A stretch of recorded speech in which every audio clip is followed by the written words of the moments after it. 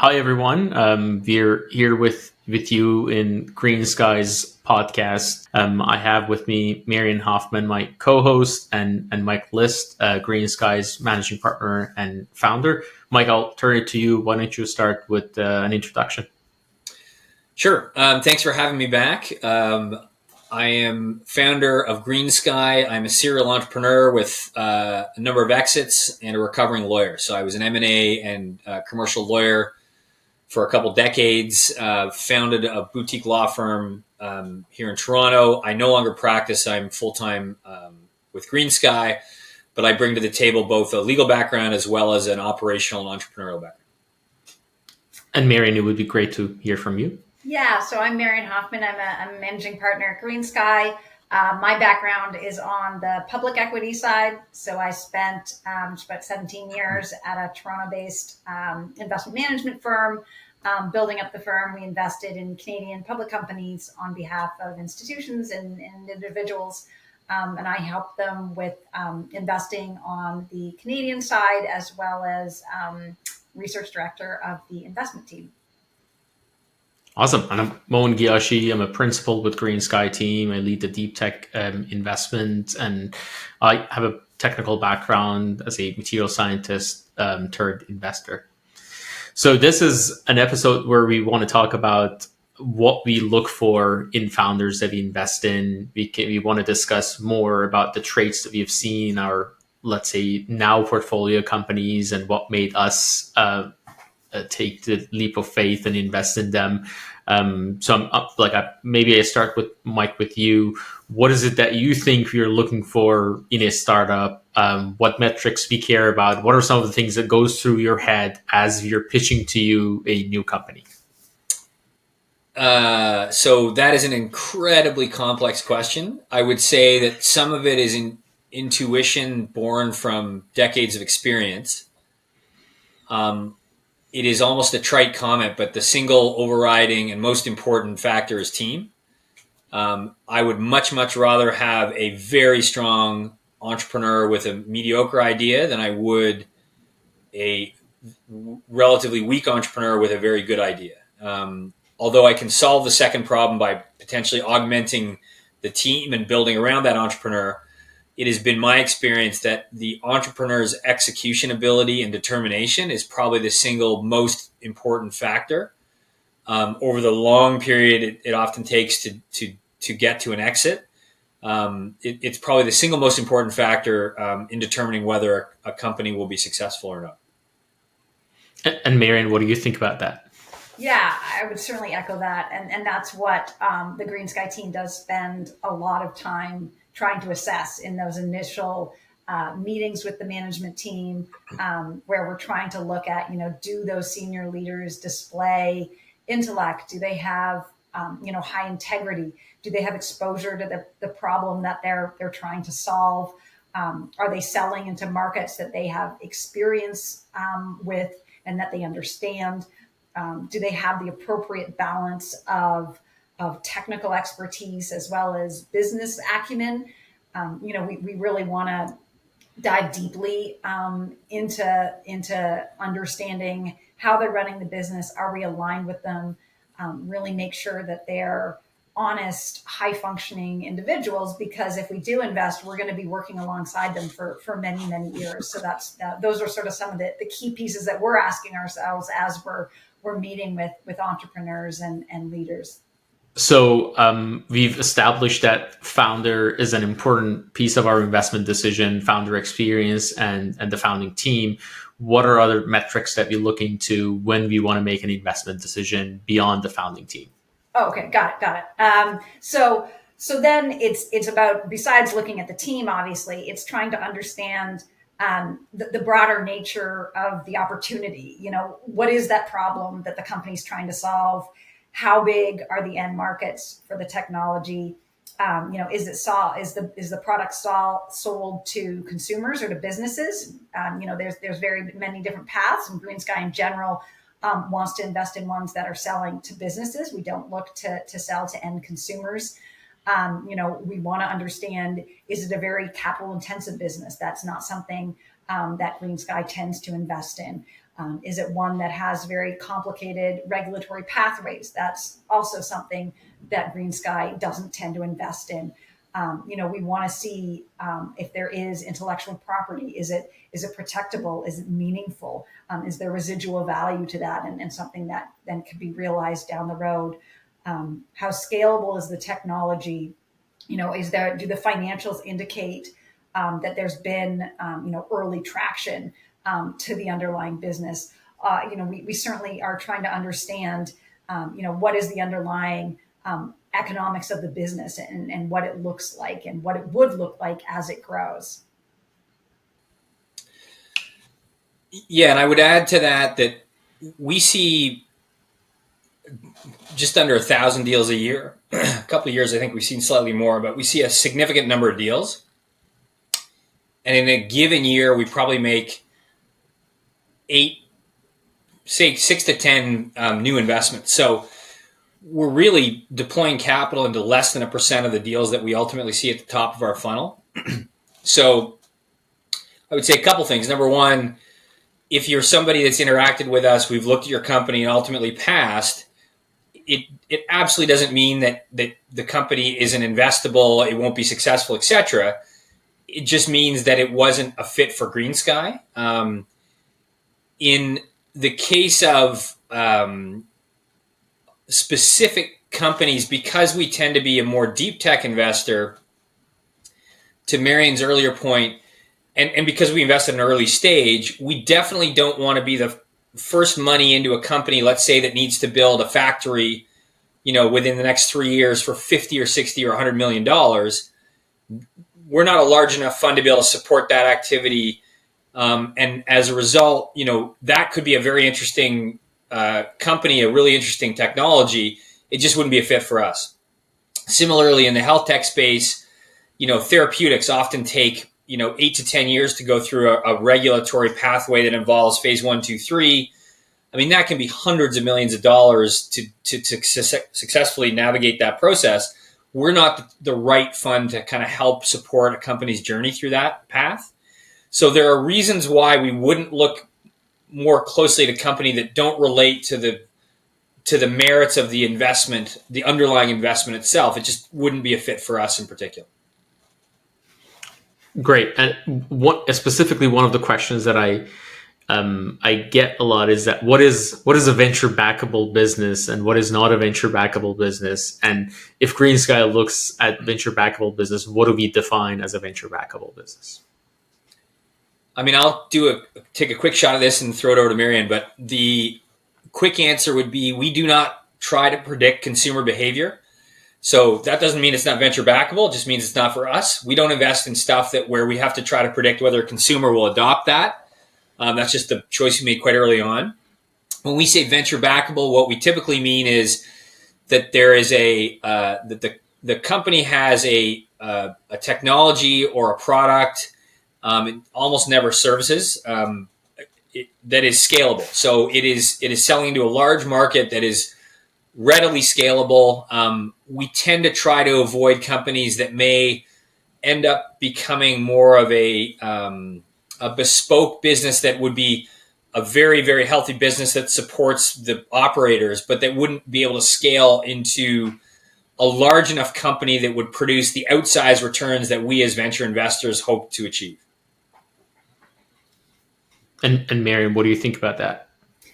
Yeah, I would agree with everything that Mike said. I think that we see a lot of businesses, and they're terrific businesses, but they may be ones that have a slower growth profile or not the same ability to scale or access larger markets. And so they could be, and they're highly likely to be, great businesses, and we like them and we wish them all the best. It's just given, our investment horizon, and how the kind of value that GreenSky and venture broadly can bring to a business, it's one that has to be realized within a certain time period. And so we need to have businesses that are going to fit within that time period.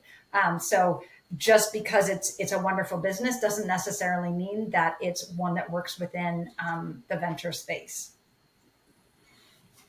Right. One of the things that I hear a lot from entrepreneurs is that when you tell them that this business is not venture backable, they go and think of ways to make it look venture backable and scalable. So trying to force fit it in a way that, let's say, a venture capital firm can take a look at it. Unfortunately, a lot of the entrepreneurs think that being a successful entrepreneur means raising venture capital money, and it's just because we pejoratively hear lifestyle businesses a lot. Like, even though a small business that is not as scalable, that supports the operators and founders and a team, that generates revenue, creates jobs, and creates value, is still a successful business. Yeah. Yeah, absolutely. And it just depends on which stakeholder you are. I mean, if you're the operator and it's a business that is you can grow it slowly and meaningfully over time, it provides a good life work balance. It is something that you're passionate about. I mean, there's absolutely no reason why you need to lean into venture. You know, my wife and I built a very successful series of daycares. We didn't raise a single cent. It was all our money, and it was all bank financing. And we did it kind of slowly. It was not a venture backed business. And it certainly, I think, had someone told me that when I was first starting, I might have taken offense, but I kind of understand now that it just isn't. It wasn't, it would never be.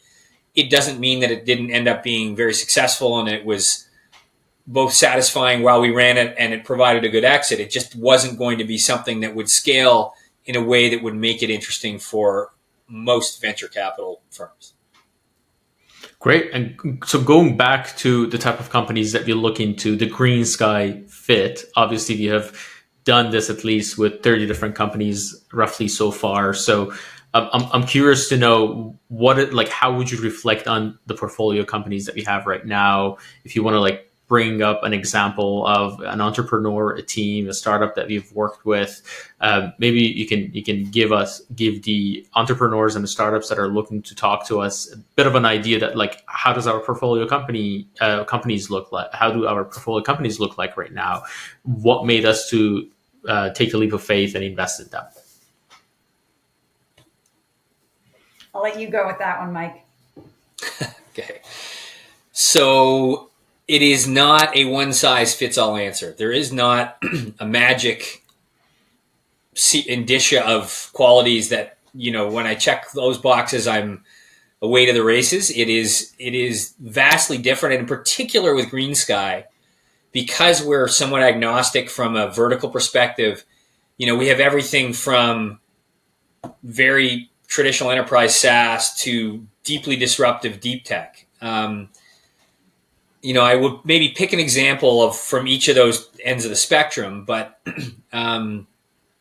we invested in a company, Trolley, initially in Fund 2. They were called Payment Rails when we initially invested, called Trolley now. And they're a payment rail, and it's quite simple. What they do is they provide one-to-many payments, most often for employers. So the example that I often give is Expedia has travel writers all over the world reviewing hotels and restaurants and whatever, and they need to pay those people. And they're often gig economy workers that get paid in different jurisdictions all over the planet where you need to deal with tax issues, currency issues, etc.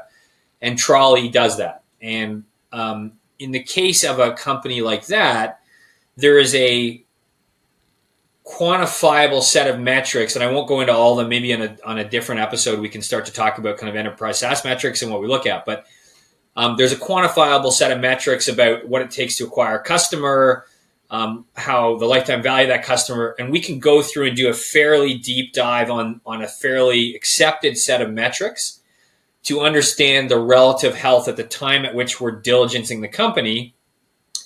And then we lay on top of that the kind of judgment calls we'd make about the strength of the entrepreneur. In this case, Tim Nixon, the CEO, was fantastic. We've had a very long, healthy relationship with him. He's proven to be everything we'd hoped when we originally invested.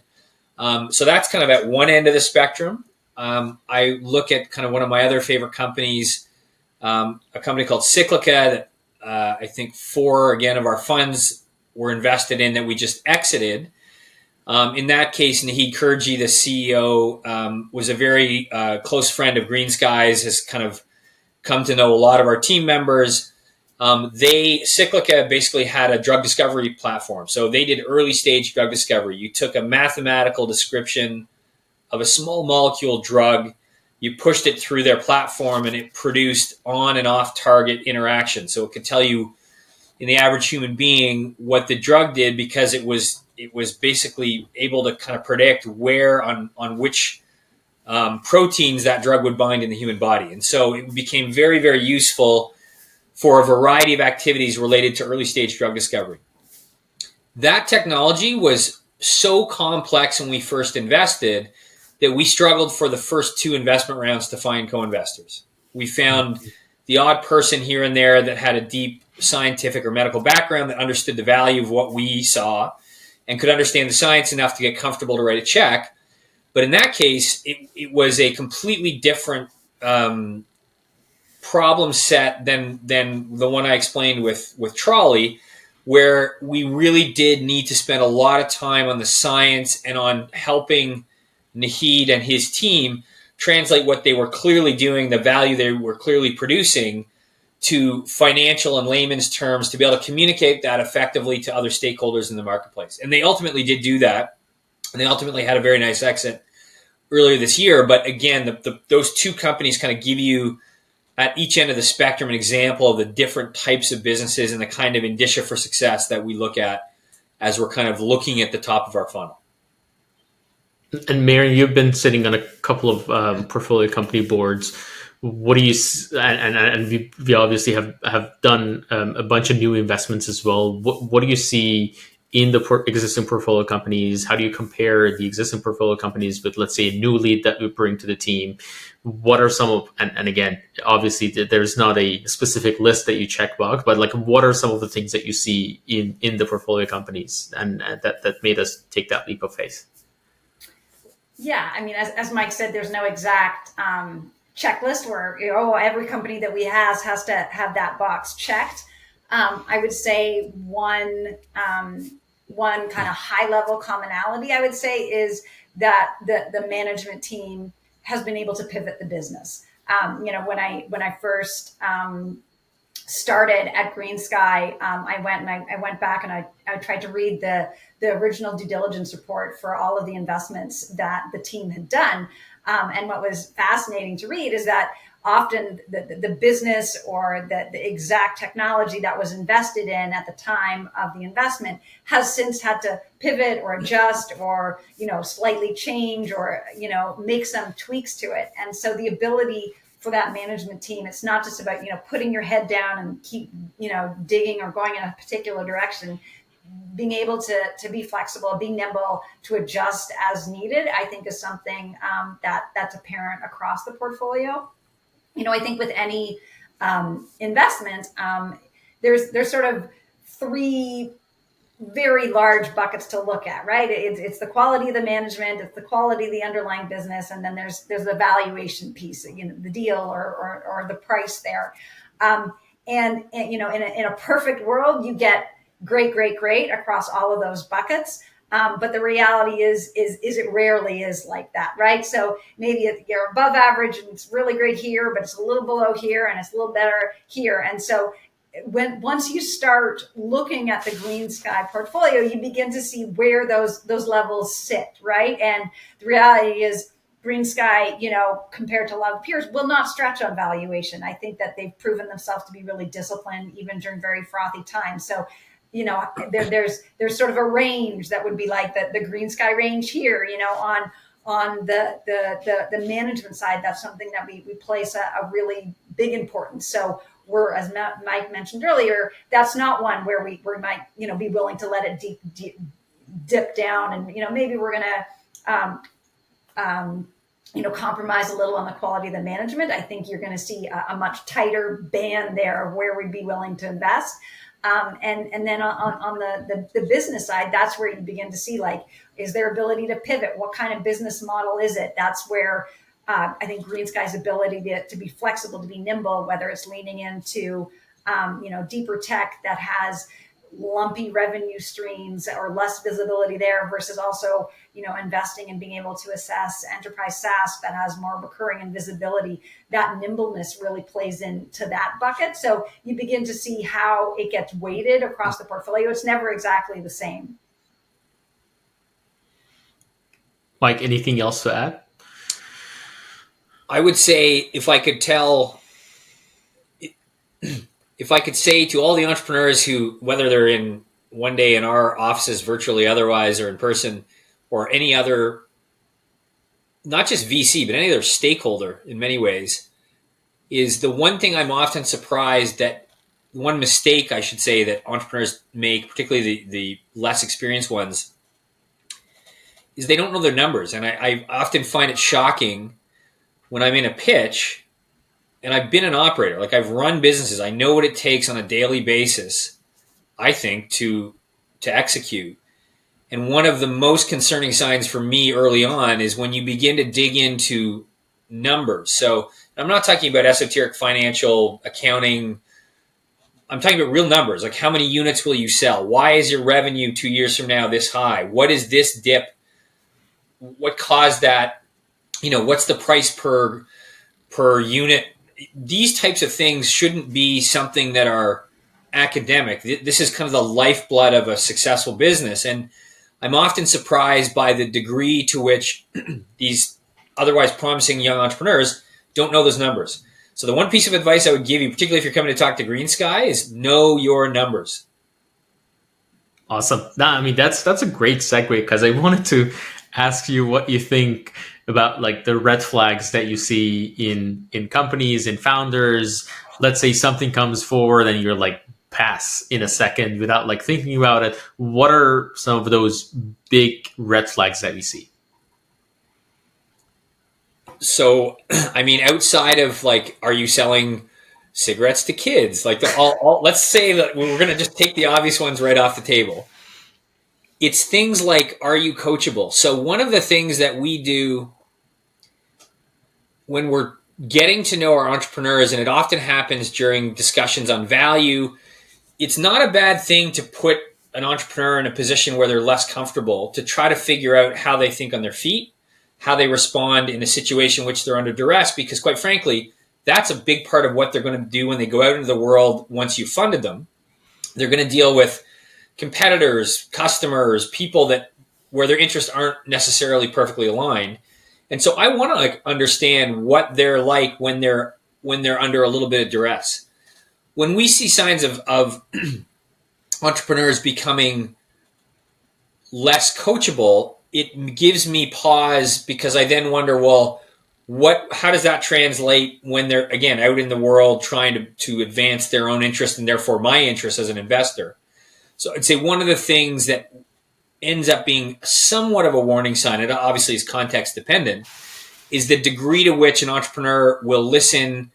I'm not saying I'm always right. They can listen and then choose to disagree, but will be open-minded about understanding the things that we're trying to communicate, and to the degree generally to which they're coachable or not.